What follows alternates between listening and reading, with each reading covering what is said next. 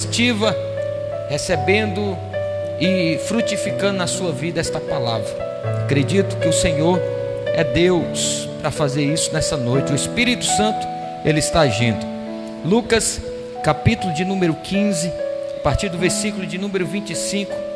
Assim diz a palavra do Senhor: E o seu filho mais velho estava no campo, e quando veio e chegou perto de casa, ouviu a música e as danças, e chamando um dos servos, perguntou-lhe que era aquilo. E ele disse: Veio teu irmão, e o teu pai matou um bezerro cevado, porque o recebeu são e salvo. Mas ele se indignou e não queria entrar. E saindo o pai, estava com ele. Mas respondendo ele, disse ao pai: Eis que te sirvo há tantos anos, sem nunca transgredir o teu mandamento, e nunca me deste um cabrito para alegrar-me com os meus amigos. Amém? Vamos orar. Pai bendito, Pai amado, fala com a tua igreja nessa noite.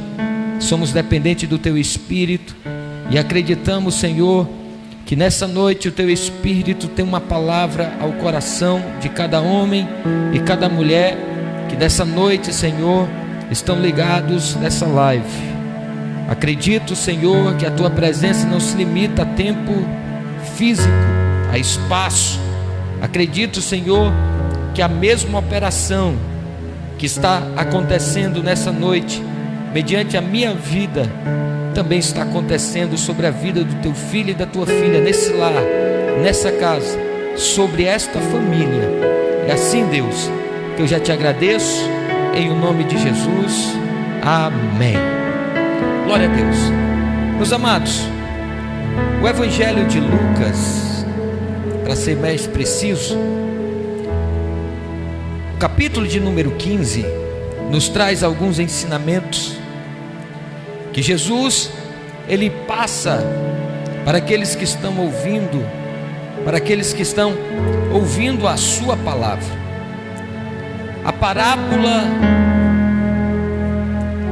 que nós vemos aqui, ela é apenas uma, e não três, como acreditamos.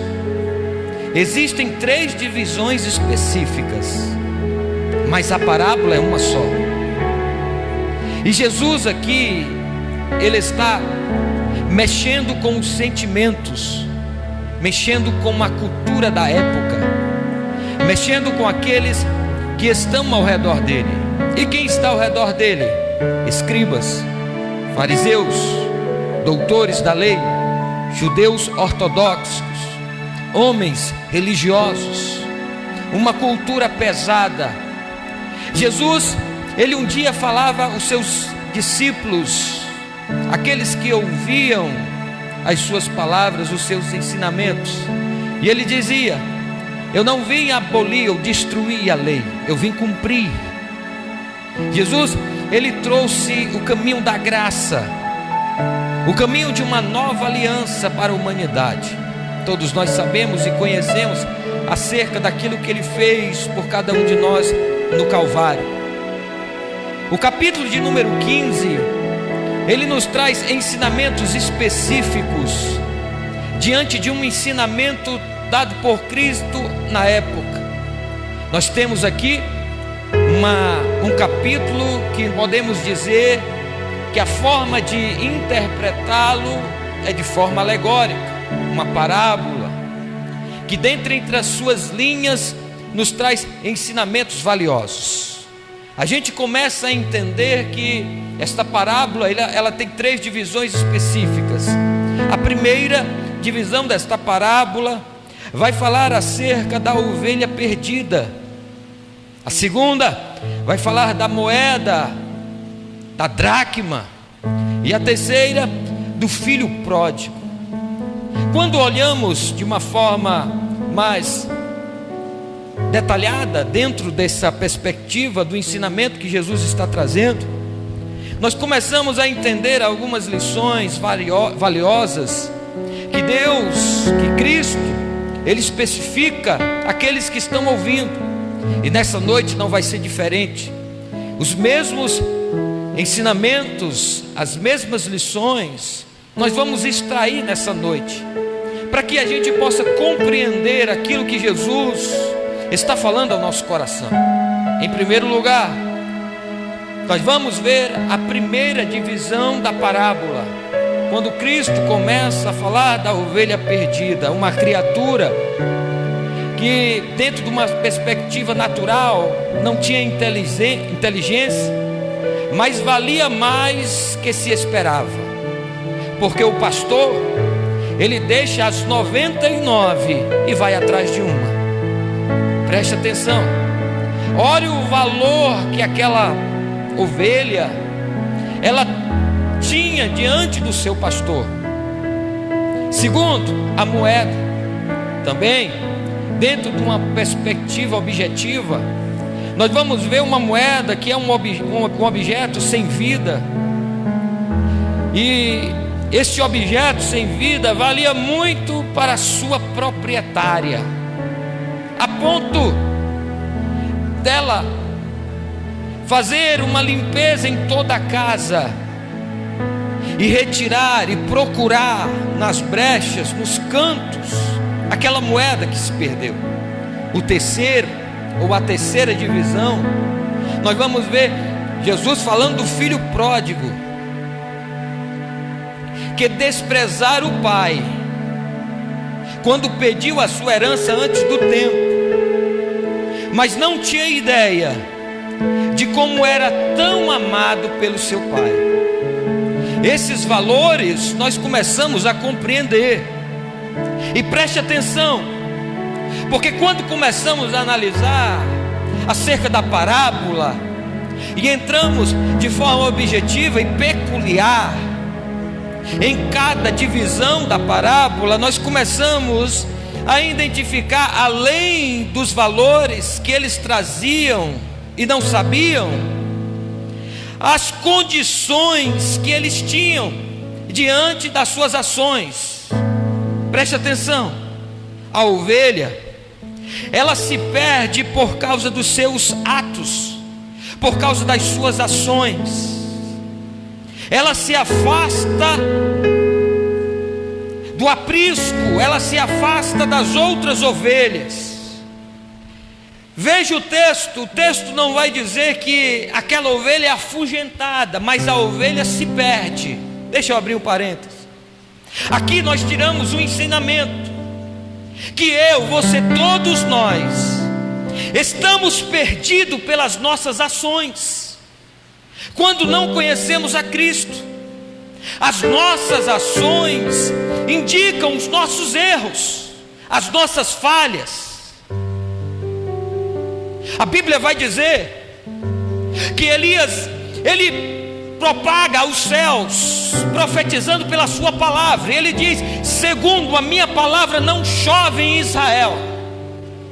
No Novo Testamento nós vamos ver Jesus especificando que o período da seca pelo qual Elias profetizara durara 3 anos e meio. A Bíblia vai dizer que Elias, depois de profetizar, depois daquela ação profética dele sobre os profetas de Baal, a Bíblia vai dizer que ele vai para a caverna, e a Bíblia diz que ele é sustentado pelos corvos. Todos os dias os corvos vinham com carne na boca e traziam para Elias. Elias comia, mas quando ele tinha sede, a Bíblia diz que ele descia até o rio, e ali ele bebia do rio a água, matava a sua sede. Mas chegou uma hora que o rio secou. Agora, por que o rio secou, pastor? Porque havia uma grande seca na região, 3 anos e meio sem chover. Eu quero que você analise comigo. Agora Elias tinha comida, e quem trazia a comida? Os corvos. E quem mandou? Deus.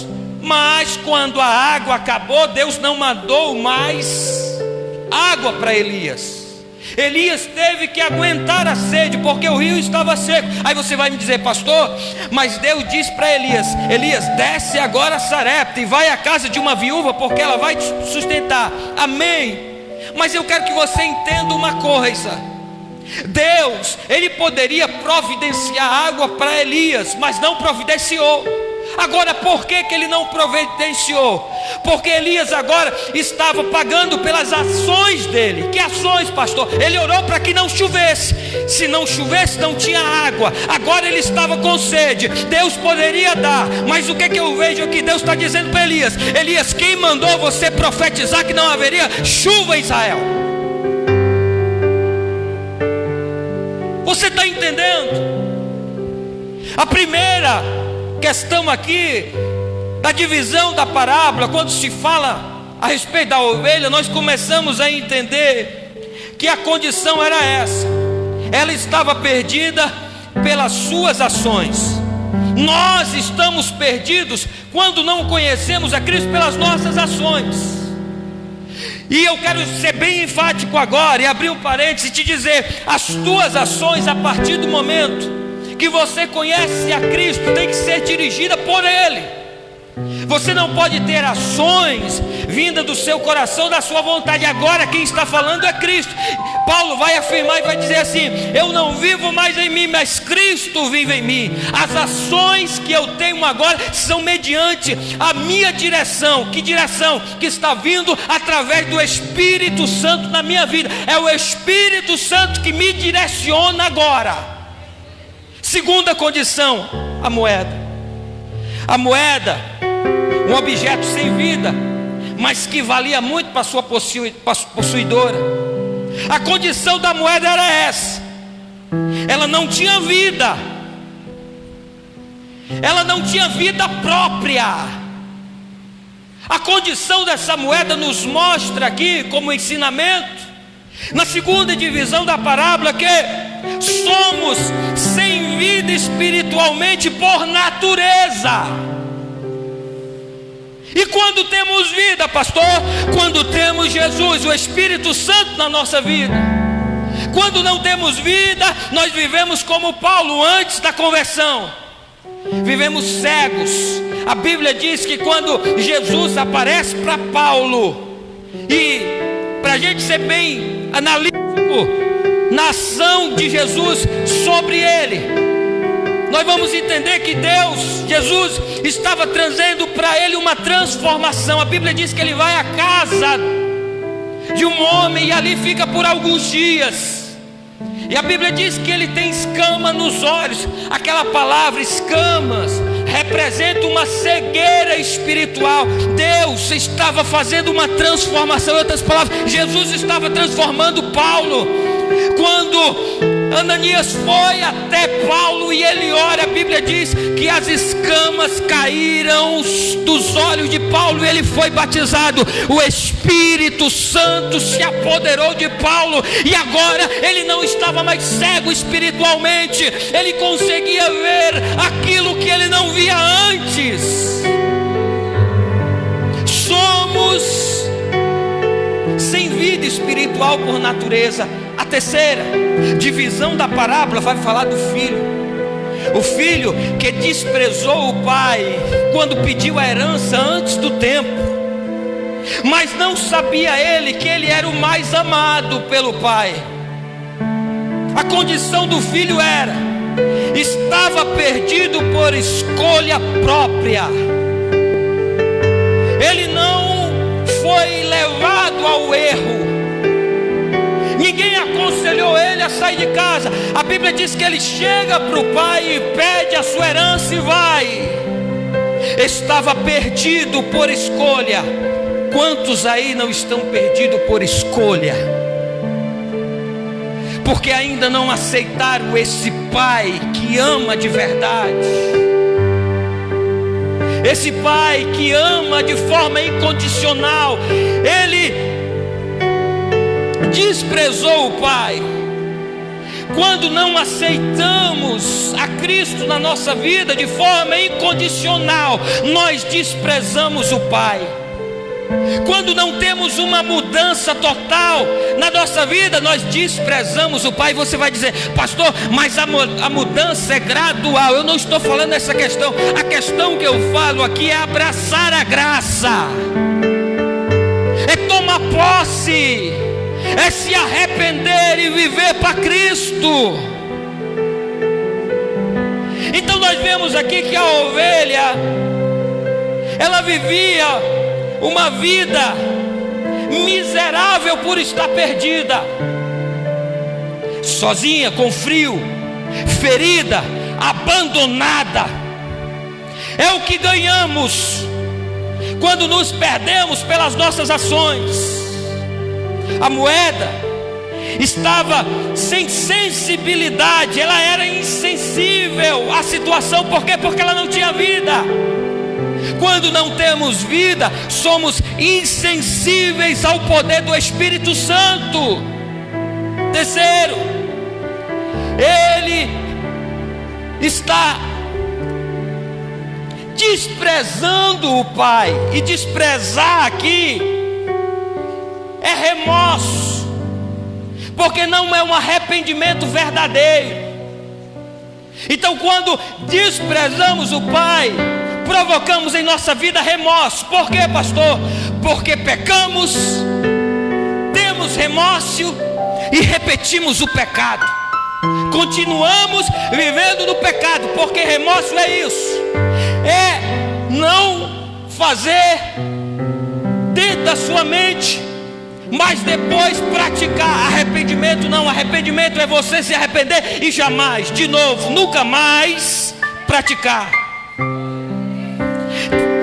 Segundo valor que nós encontramos, a palavra do Senhor nos revela aqui o trabalhar da Trindade. Dentro da parábola, mediante as três divisões. A primeira, diante da ovelha que se perdeu, nós vamos ver que a Trindade se revela no Filho, porque o Filho redime, o Filho vai buscar, o Filho vai trazer novamente para o aprisco. É o poder da Trindade na pessoa de Jesus Cristo. Segundo, a palavra do Senhor diz que a moeda se perde. Nós vamos ver a operação de restauração. E quem é que restaura? Quem é que opera a restauração? O Espírito Santo. Ele limpa, ele purifica, ele transforma, ele regenera. É a atuação do Espírito Santo na vida daquele que está insensível. Por isso que a palavra do Senhor vai dizer: não é pela pregação do homem, não é pelas palavras do homem, mas quem convence a alma do pecado é o Espírito Santo. Terceiro, a Bíblia vai dizer que o Pai recebe o Filho de braços abertos. A terceira divisão nos mostra a operação do Pai, de Deus trabalhando. O Pai recebe de braços abertos. João capítulo 3, verso 16, a Bíblia vai dizer que Deus deu o seu Filho, o único Filho primogênito, para que todo aquele que nele crê não pereça, mas tenha vida eterna. Diante dos nossos erros, diante das nossas falhas, diante das nossas mentiras, Deus está com os braços abertos para nos receber.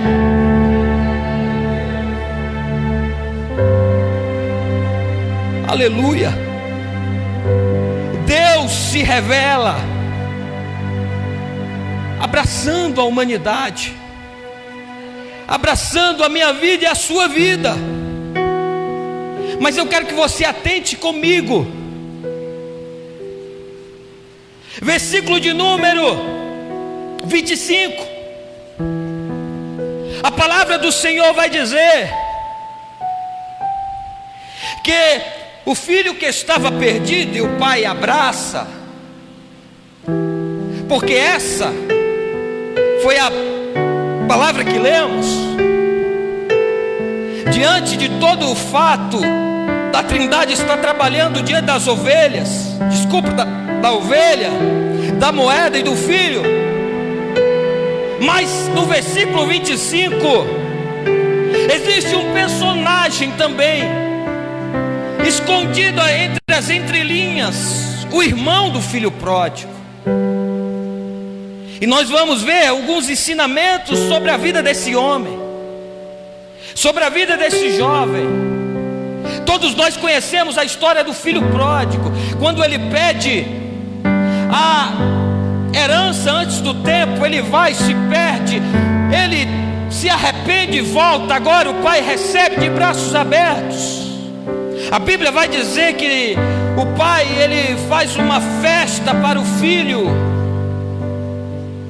Mas no versículo de número 25, adentra numa perspectiva o quarto personagem, que agora Jesus tem o prazer de apresentar para aqueles que estão ouvindo. Porque até agora Jesus fala da ovelha, quebrando protocolos, quebrando a cultura da época. Ele fala da moeda, direcionando aos fariseus, aos escribas. E agora, no terceiro ponto, ele está falando do filho que pede a morte do pai, e antes do tempo ainda recebe a herança. Todos estão atônicos pelas palavras de Jesus. Ninguém tinha ouvido uma palavra dessa ainda. Como eu falei no começo, Jesus está mexendo com o íntimo, Jesus está mexendo com a cultura, Jesus está mexendo com a emoção daqueles que estão ouvindo. Ele está mexendo com os fariseus, com os escribas, ele está mexendo com os judeus ortodoxos, ele está mexendo com os religiosos, e agora ele vai acrescentar o filho. E parece que eu estou vendo alguém na multidão dizendo: esse rapaz é o que eu deveria ser, é a ação que eu teria tido. Parece que estou vendo no meio da multidão em que Jesus está pregando, alguém levantando e dizendo: esse aí é judeu de verdade, esse aí é um verdadeiro judeu. Parece que estou vendo um fariseu se levantando e está dizendo: é esse que representa toda a nossa classe. Porque Jesus está dizendo que o filho volta, o pai recebe de braço aberto, mas ele se incomoda. Versículo número 25: o seu filho, o filho mais velho, estava no campo, e quando veio e chegou perto da casa, ouviu a música, ouviu as danças, e chamou o servo e perguntou o que estava acontecendo. E o servo contou, versículo de número 27, o que estava acontecendo. E a Bíblia diz no verso de número 28 que ele se indignou. A indignação do filho mais velho era a indignação do povo que estava ao redor de Jesus, pelo que ele estava contando acerca da parábola. Todos estavam indignados com aquela palavra de Jesus, porque Jesus estava confrontando a cultura. Agora eu quero que você analise comigo.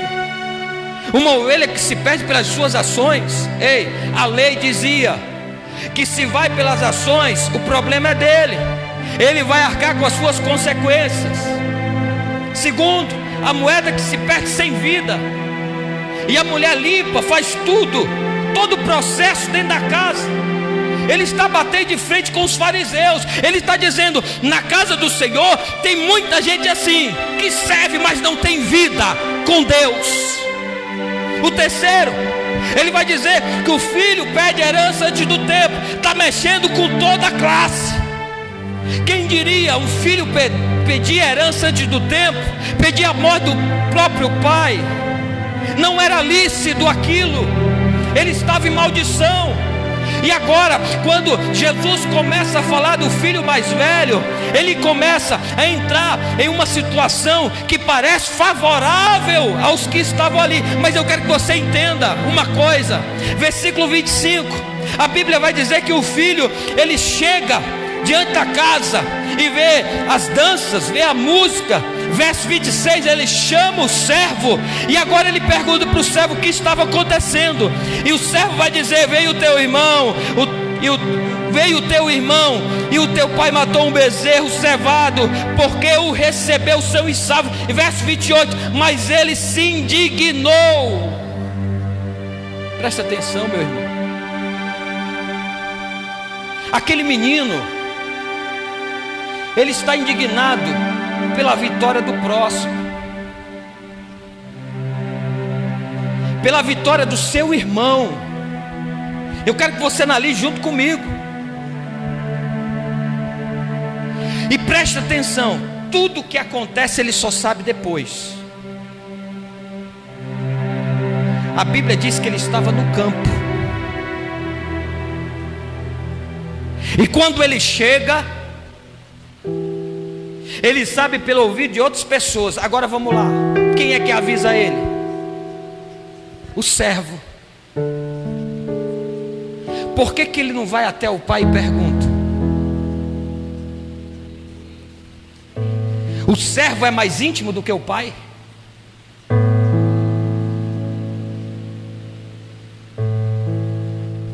Porque ele não entra dentro da casa e pergunta: pai, o que está acontecendo?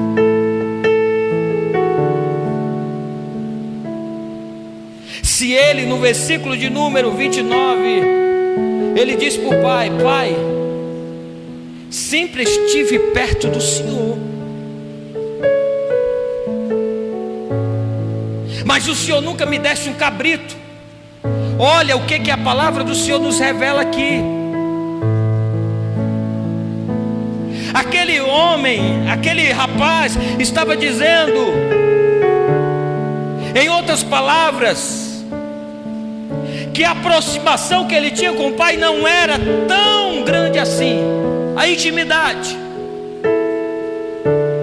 Porque ele chega no meio da situação, e no meio da situação ele vai saber por outros. Eu não entendi, pastor. Olha o que eu vou te dizer. Muitos estão na casa com o pai, mas na verdade estão afastados dele. Eu não entendi, pastor. Só sabem do que acontece porque os outros contam.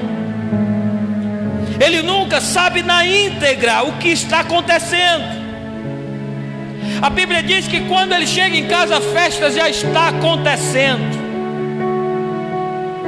Nós estamos vendo aqui falta de intimidade. E era isso que Jesus estava dizendo. Estava todo mundo feliz. Esse rapaz nos representa a nossa classe. Esse rapaz representa a nossa estrutura. Olha agora o que Jesus vai dizer. Mas na hora da festa estavam longe. Eu não me entendi, pastor.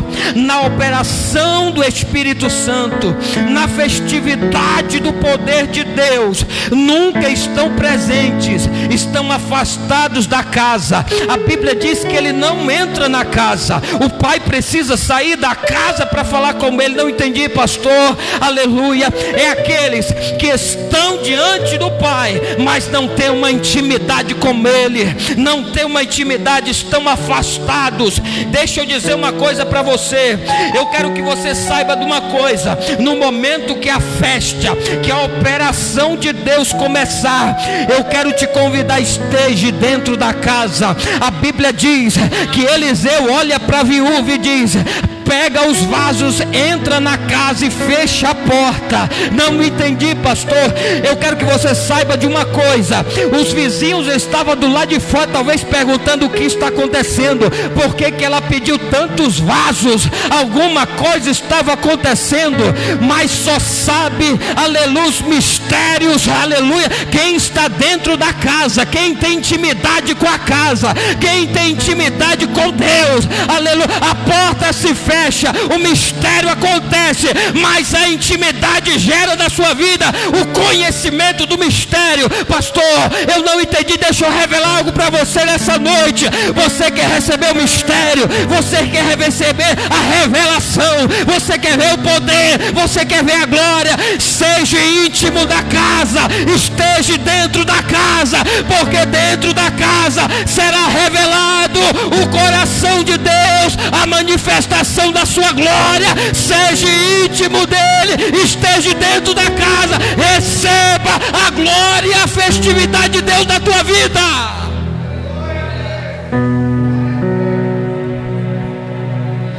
Aleluia.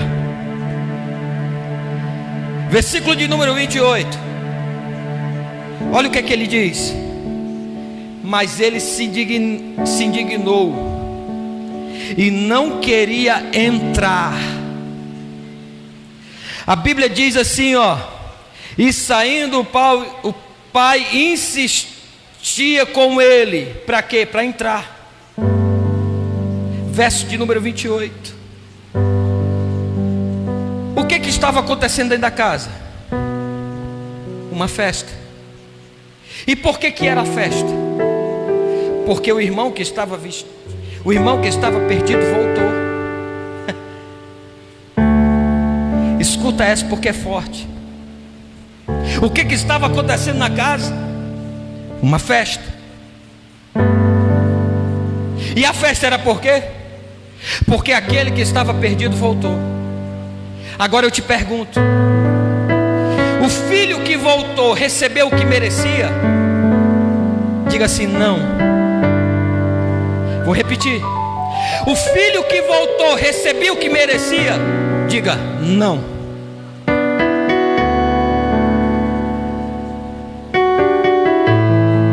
Na ação do pai com o filho, nós vamos ver a graça. Que graça, pastor? Aquilo que Deus faz diante das nossas vidas sem nós merecermos. Ação de Deus mediante aos nossos pecados diante da nossa vida, mas sem merecermos. É a ação da graça. Nós vamos ver a ação da graça dentro da casa. Preste atenção, senão você não entende. Ele não quer entrar. E o que está acontecendo dentro da graça? Dentro da festa? Graça.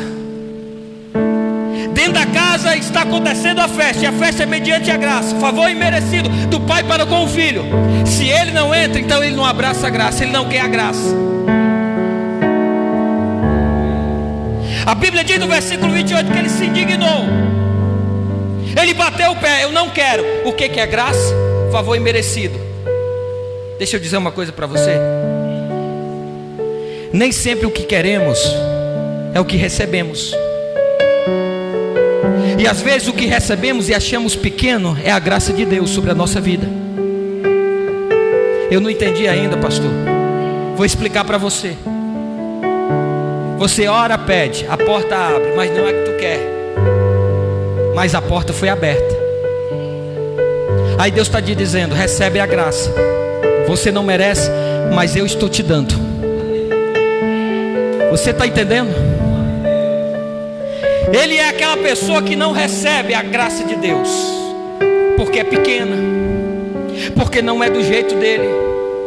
O que ele queria? Ei, quem voltou? A festa é por causa de quem? Do meu irmão? Ele não merece. Não é para ser assim. É para ser desse jeito. Chama o meu pai lá, que eu dentro da casa não entro. Eu vou conversar com ele e vou dizer como ele deve proceder. A ação aqui, diante da graça, é o que representa aquela pessoa que não abraça aquilo que Deus dá de forma pequena. Ele só quer as coisas grandes, ele só quer as coisas altas, ele só quer as coisas maravilhosas, ele só quer a glória. Ele não quer o vale, ele não quer o deserto, ele não quer as coisas pequenas. Está como Naamã chega para o profeta, e o profeta nem recebe ele, e ele diz assim ao mancebo: vai lá e diz, manda ele descer no rio Jordão. A Bíblia diz que quando o mancebo do profeta chega, diz para Naamã: o meu Senhor está mandando, desce no rio Jordão. Ele diz: no rio Jordão tem tantos outros rios, logo no Rio Jordão, porque é sujo, porque não é um dos melhores rios. Por que ele não vem aqui? Olha o que o profeta, ou o que Naamã diz, por que ele não vem? Coloca a mão sobre a minha vida, me cura. Pronto, desse jeito. Gente, orgulhoso é desse jeito. Aleluia. Deus está dando a graça, mas Ele não quer porque é pequeno. Ele quer coisa grande, Ele quer coisa gloriosa, Ele quer coisa altaneira. Eu quero dizer uma coisa para você: a graça, quando vem, ela vem de qualquer jeito, mas você tem que estar apto a receber. Paulo vai dizer assim: Deus,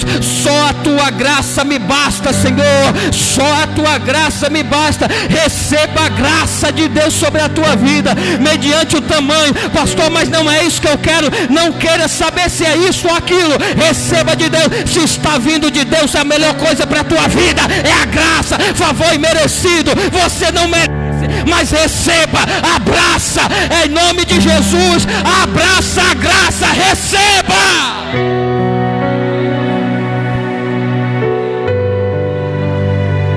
Receba a graça. O que estava acontecendo lá é a festividade por causa da graça que o pai dá para o filho que se perdeu. Preste atenção. Versículo 29, ele chega para o pai e diz assim: eu te sirvo há tanto tempo, há tantos anos, e nunca transgredi contra os teus mandamentos, mas o Senhor nunca me deste um cabrito para me alegrar com os meus amigos.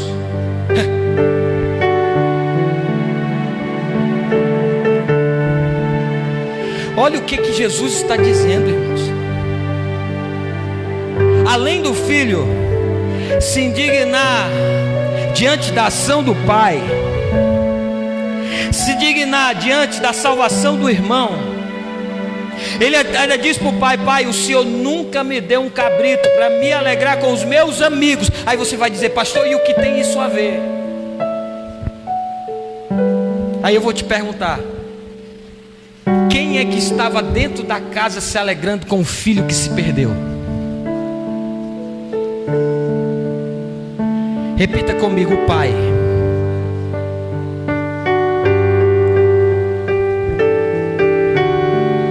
Mas de quem era o cabrito assado? Repita comigo: do filho. Desculpa. De quem era o bezerro cevado? Repita comigo: do filho que se perdeu. Agora vamos lá. Olha o que o filho mais velho diz: tu não me deste um cabrito assado para eu me alegrar com meus amigos. Tu entende isso? O filho que estava perdido recebe o bezerro cevado e agora ele diz: vou festejar com meu pai e não com os meus amigos. Mas o filho mais velho, que está todos os dias com o pai,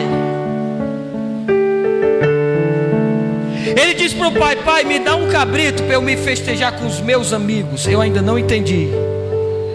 Deixa eu dizer uma coisa para você.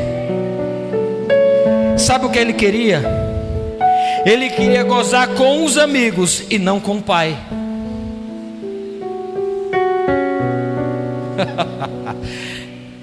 É só para quem está entendendo, só para quem está em espírito. Aleluia. Pode ser difícil para você compreender, mas deixa eu dizer uma coisa: tem gente assim, que quando recebe de Deus, a primeira coisa que ele faz é correr para o mundo. Alabassura calabadacanto venebianto conobia súbia. Ele tem pedido, ele tem clamado, ele tem se ajoelhado no chão, ele tem pagado o preço, mas quando ele recebe, a primeira coisa que ele diz: eu vou para o mundo festejar, eu vou junto com os meus amigos, aleluia, curtir, tomar uma cerveja, pegar aquela praia. Não tem coragem de voltar à casa do Senhor e agradecer a Ele pelo bem que Deus tem te dado. Aleluia, entendi, pastor. Jesus está contando a parábola dos 10 leprosos. Vinha 10 leprosos no caminho, e ele veio e curou os 10, mas a Bíblia diz que todos os 10 foram embora, mas só um veio para agradecer. Só um veio para agradecer. Não entendi, pastor. Eu vou revelar algo para a tua vida nessa noite. Se você está recebendo algo de Deus, não volta, aleluia, agradece. Deus, Ele tem operado maravilha. Volta e agradece, festeja com Ele, te alegra com Ele, porque Ele foi o fazedor do teu milagre. Basura calabadaga suite que nebianto conovia. Agradece a Deus, festeja com Ele. Aleluia. Ele veio até você, Ele entregou, Ele te deu. Olha a posição do filho mais velho. Me dá o cabrito para eu festejar com meus amigos. Aleluia. Aleluia. Se você tem algo para pedir a Deus e vai receber, eu creio nessa noite. Aleluia, volte e agradeça. Aleluia, agradeça a Deus. Agradeça a Deus, aleluia. Agradeça a Deus, pastor. Em nome de Jesus, a quarentena está acabando. Aleluia, a situação vai mudar. Aleluia, aleluia. Deus vai abençoar, Deus vai abrir porta. Eu quero profetizar isso nessa noite. Não se esqueça do teu Deus, não se esqueça do teu Redentor, não se esqueça do teu Remidor. Em nome de Jesus, nessa noite, se você recebe algo de Deus nessa noite, aleluia, agradece, glorifica, exalta, aleluia, magnifica o nome do Senhor Jesus, porque Ele está dizendo: eu vou te dar um bezerro cevado. Mas no dia que Deus te dá um bezerro cevado, aleluia, volte e agradeça a Ele, pastor. Bezerro cevado.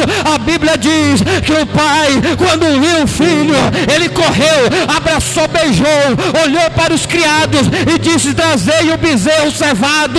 O que é bezerro cevado, pastor? Bezerro cevado é aquele que quando nasce, ele é preparado só com ração.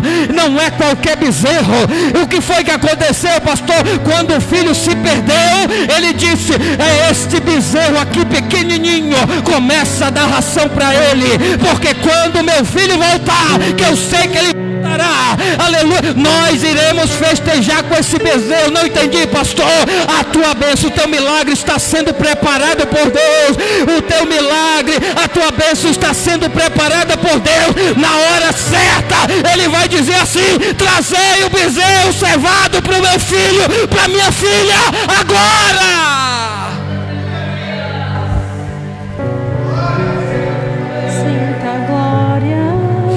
Calabasura, Deus.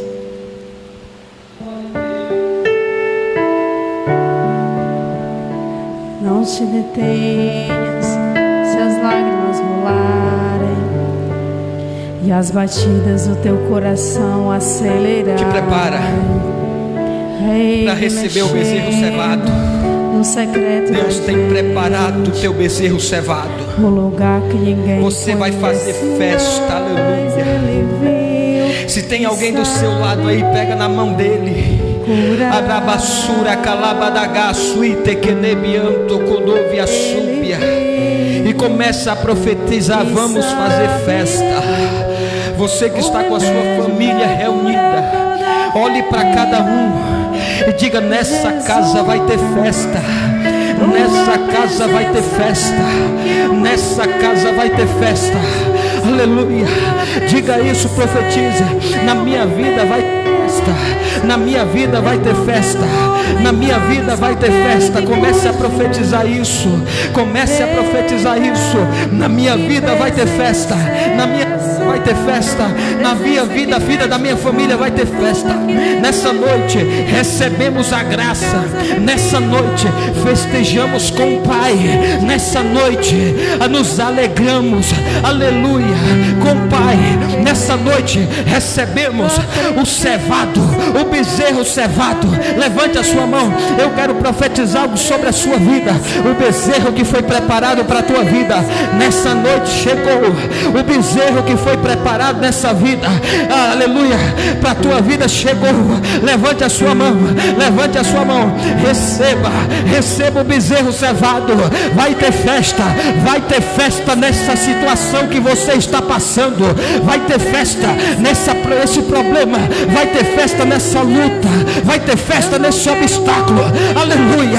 Você vai festejar com tua família. Você vai festejar com a tua família. Rabassura calaba da caçuite que nebiento. Eu estou sentindo a glória de Deus aqui. Aleluia. Vai ter festa. Vai ter festa. Vai ter festa na tua vida financeira. Vai ter festa na tua vida. Aleluia. Te prepara para a festa. A festa vai acontecer. A festa vai acontecer. Te prepara para contar a festa. Te prepara para desfrutar da festa. Te prepara. Jesus, tua presença é o que eu mais quero. Jesus, tua presença é o meu remédio. Jesus, eu não quero ouro nem prata, eu só quero que cuide de mim. Eita. Se você crê, bota um amém aí. Se você crê, aleluia, bota um amém. Diga assim: eu confirmo isso, eu recebo.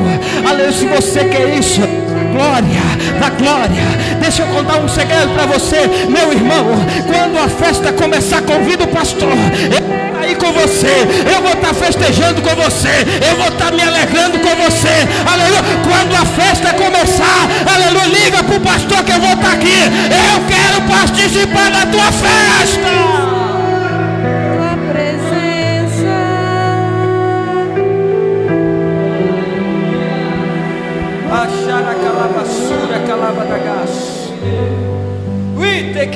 Jesus, levante suas mãos.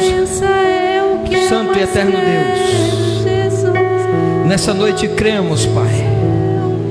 Nessa noite cremos, Senhor. Cremos, Senhor, no nosso milagre.